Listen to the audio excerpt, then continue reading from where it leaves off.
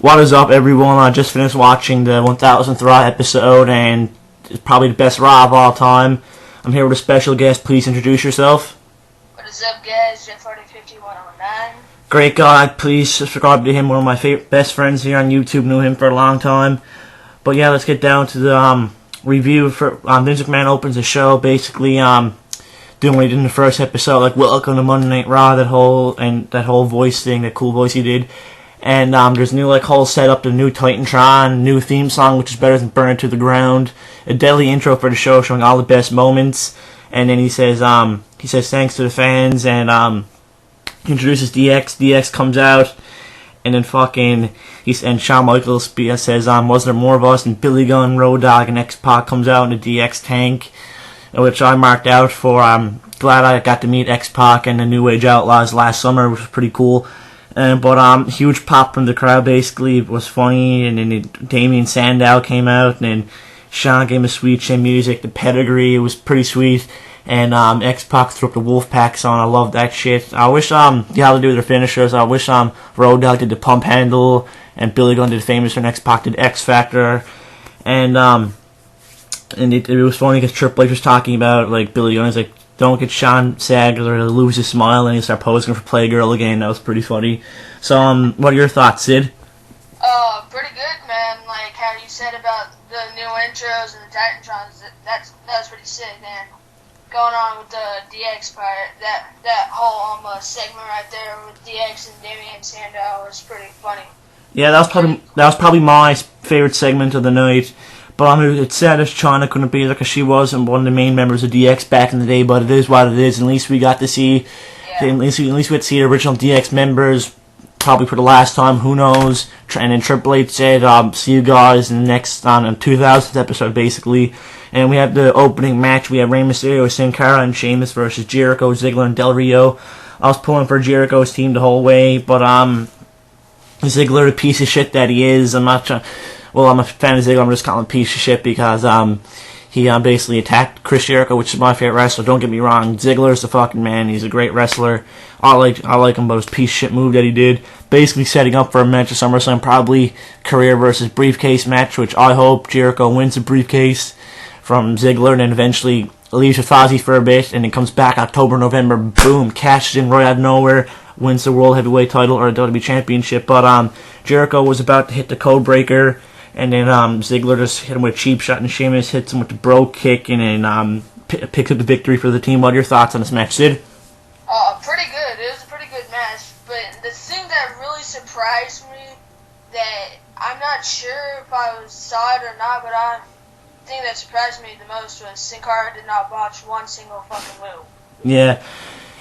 Because he basically botches everything like it's sad, because he's not really in a solid feud in every match he's in. I thought he was going to get released last Monday, because I heard a rumor on, I forget what website it was, that Ziggler was bitching backstage at that Sin Cara fucked up his finish and we almost broke Ziggler's neck. So pretty intense stuff. But then we had more hype from The Rock.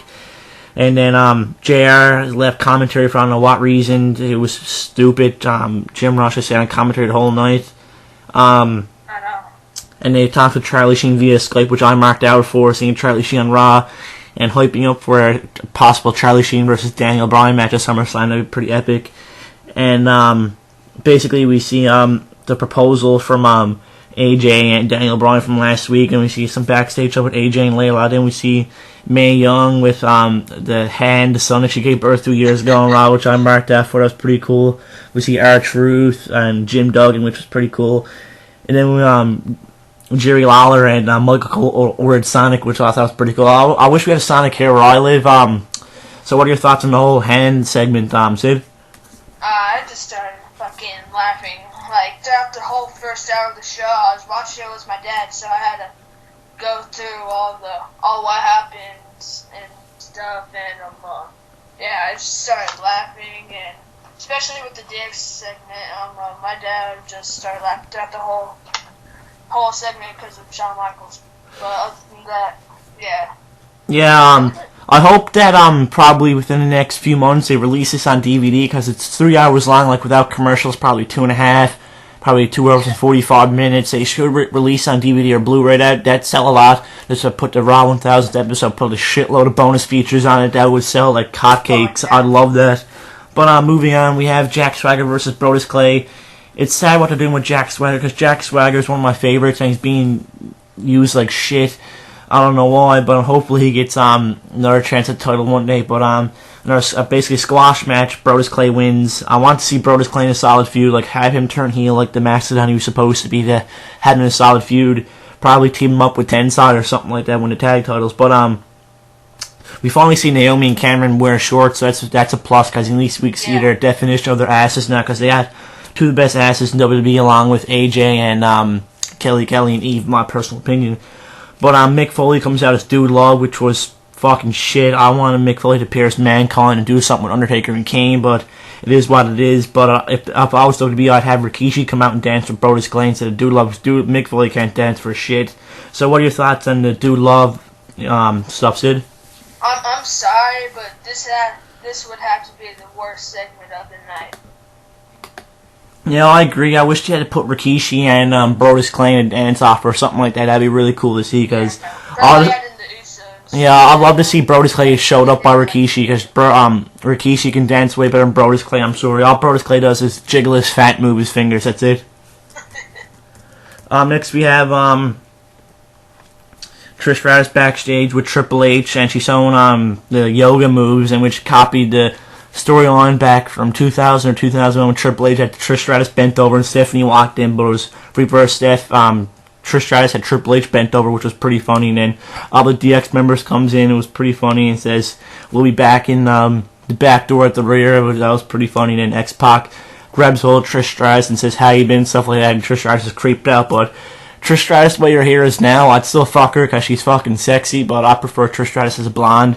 But it is what it is. And we see Daniel Bryan backstage as the groomsman, basically just talking to a bunch of jabronis. And what are your thoughts on the whole Trish Stratus and Triple H segment? Like you said, it was basically vice versa from what happened around 2002, 2003, and just seeing, the DX members cracking puns, and X-Pac, that was just, it was cool, but then again, kind of weird. Yeah, but next we have the AJ and Daniel Bryan wedding, which was pretty cool. But we have Slick as the Reverend, which was kind of pointless. It should have someone else. But the whole the crowd was really into him. He had no pop at all, which was kind of funny. I was laughing at that. No one really knew who he was. But Daniel Bryan comes out to his theme song. I don't know why. Then AJ comes out to the fucking some wedding theme song, which I thought was pointless. Would have been hotter if she just skipped down to the ring with her theme song. But it was funny because AJ and Daniel Bryan were trying not to laugh when Slick was on the microphone, which I thought was pretty funny. Basically, Daniel Bryan says yes, and AJ says yes, but she says, I'm not saying yes to Daniel Bryan, I'm saying yes to another man.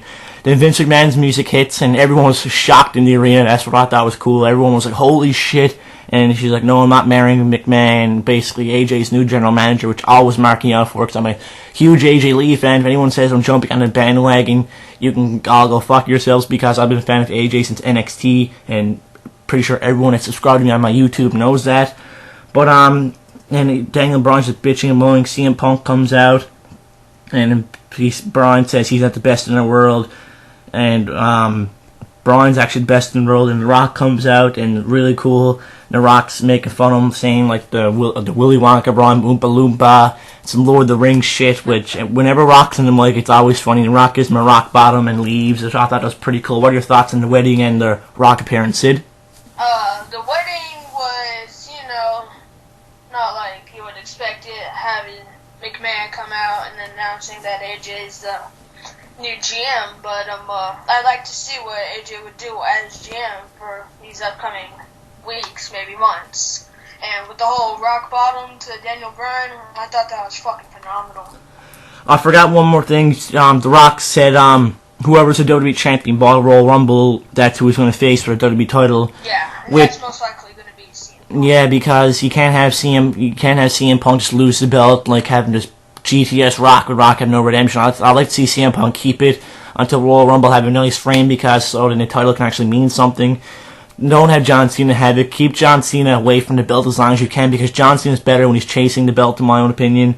But yeah, then we have Bret Hart do the ring announcing for the Miz and Christian match, which was shit. Don't get me wrong, Miz and Christian, they can have a phenomenal match, but this wasn't their night.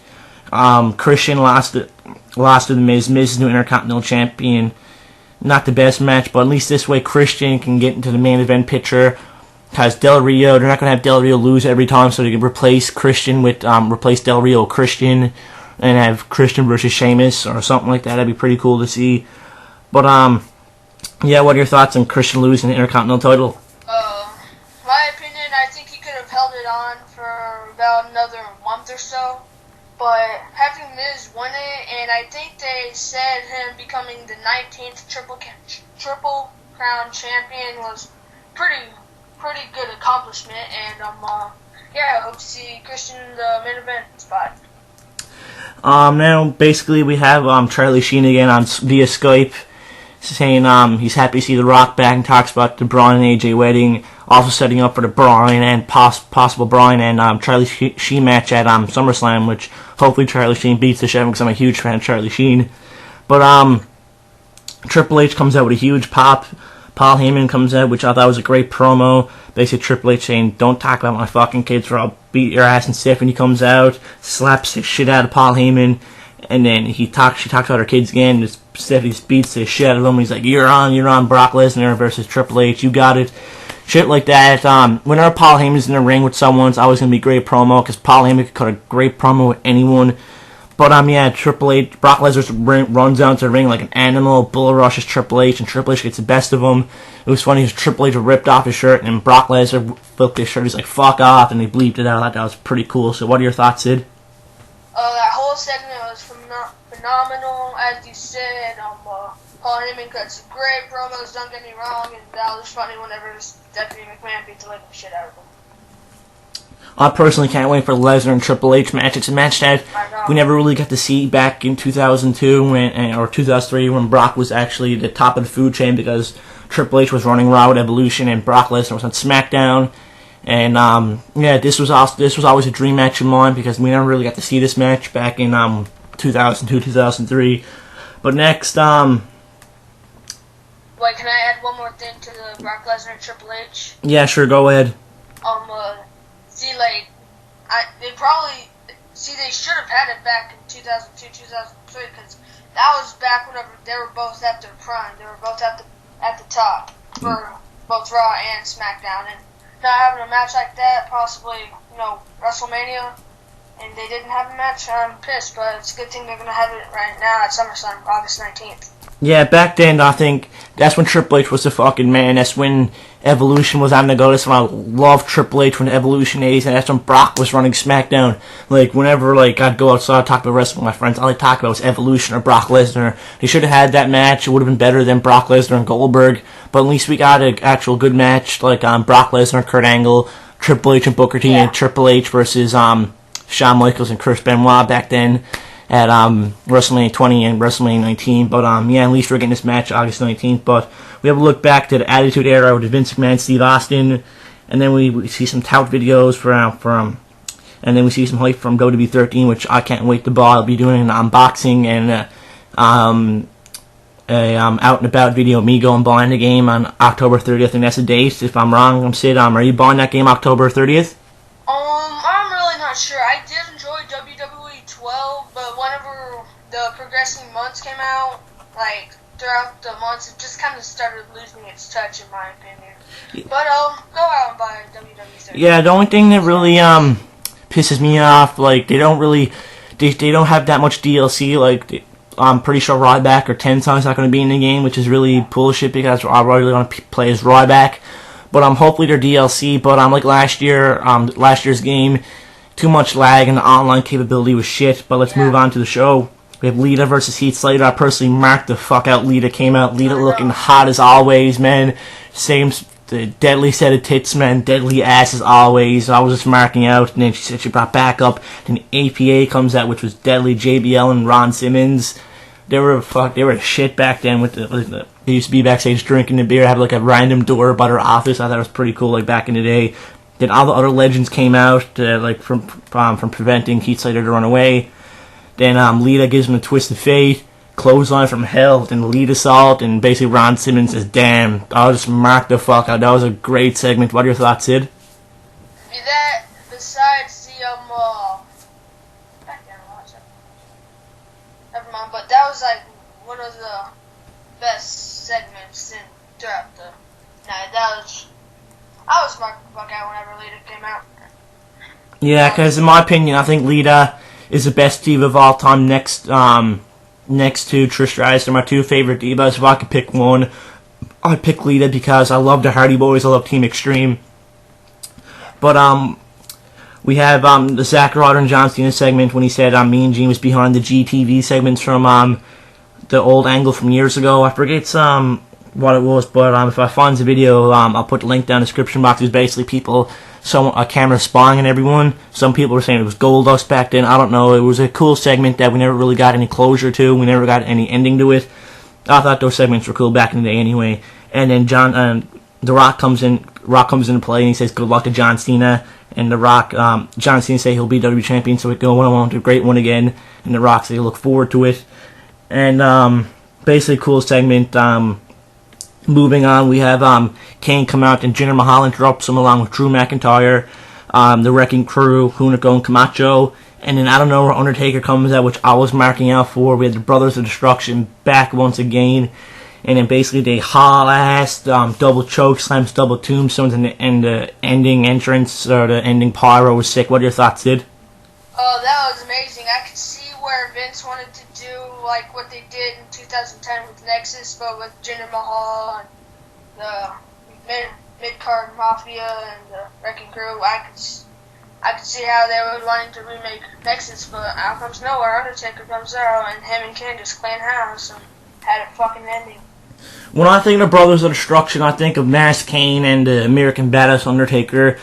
That's when the Brothers of Destruction were shit, but having Undertaker, like the Dead Man Kane beam having the mask, it's just not the same as it was back then, but it's still nostalgic and it's still a great segment. But I would prefer the American Badass Undertaker and Masked Kane, but hopefully we get to see one day before Taker retires, Masked Kane and American Badass Undertaker in the ring once again. But I think I've heard that Undertaker might have a match at Survivor Series, but I may be wrong. Yeah, I also heard that too, but like as I was saying, hopefully before he retires we get to see American Badass at least one more time, because I love that gimmick. Yeah. But we basically see more trash talk between Daniel Bryan and Charlie Sheen, and then we get the main event, John Cena versus CM Punk. It wasn't their best match. Their best match overall would be at Money in the Bank 2011. That was their best match. It always will be. A lot of hype for that match, and it delivered. But this match, John Cena is the first person to cash in and fail. Great match, great ending. Big Show just comes out, basically spears Cena, gives him a knockout punch, and then referee 1-2. Cena kicks out Super Cena. Puts CM Punk in attitude adjustment, ready to tap out. Big Show comes back out again, and then CM Punk don't do nothing. Rock comes out going for the people's elbow on Big Show, and then boom, the CM Punk attacks the Rock, and then gives him a GTS. End of the show. CM Punk heel once again. I always preferred CM Punk as a heel because when he's heel on the mic, it's just fucking perfect. He's flawless on the mic, as Michelle McCool and Layla would say. He's flawless when he's a heel on the mic. It's just amazing. Now I can finally see we actually have a good heel champion for once, because I think the last actual heel champion we had was probably, if my memory, I would say The Miz, but yeah, the Miz or Sheamus for the WWE title. I think it was Miz or Sheamus anyway. But their last two heel champions, and they weren't that good. Now we can actually have a good heel champion in CM Punk. I always liked heel CM Punk over face CM Punk. He was just he's amazing as a heel. Your thoughts, Sid?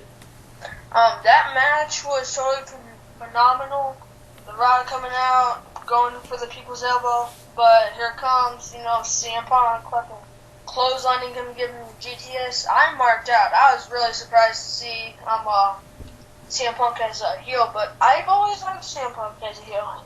His face, whenever he was face, he'd bring on good matches. Don't get me wrong, but he was also good on the mic, and he crack jokes. But him, my opinion, him being heel is excellent. Yeah, I think he's watered down as a face anyway, because he don't do that much stuff. Like, when he cut that amazing shoot promo, and before that, like, the stuff he'd say was actually funny, but like, some of it would relate to internet fans, like, the, like, stuff that we'd mark out to. But, the only thing I was disappointed in this show, I'm not going to bitch and moan about, but, overall, I love the show, but the two main things I didn't like was no Stone Cold showing up, and the Chris Jericho incident. He said on a tout video that but when Raw was over, everyone would be talking about him. Like, he would make a bold statement, something would happen, but nothing happened. There was a lot of speculation. People were saying he was going to retire. He was going to do something with the WWE title. I don't know. Or take Dolph's briefcase. That was another one that was people were going insane. But nothing happened with Jericho. No Steve Austin. Did you like the show overall, Sid? And what did you hate? The show, I'm giving it a 9.5 out of 10. The only why it's not a 10 out of 10, like you said, Stone Cold didn't show up. Chris Jericho didn't make his bold statement, and the whole Brodus Clay dude loved, and it was all fucking shit. Yeah, I wish they had to do something with Mankind, because Mankind was Mick Foley's best gimmick, in my own opinion. But yeah, this is Modern Jeff Hardy 5109's Raw 1000th episode review. Please check out his channel. There's a lot more subscribers than what he got. He's one of my good friends here on YouTube. So thank you guys for subscribing and watching. Do you have any last words, Sid? No, subscribe. Yeah, like he said, subscribe to his channel. Link will be down in the description box below. Once again, guys, thank you for watching my videos. Take care. Have a good night.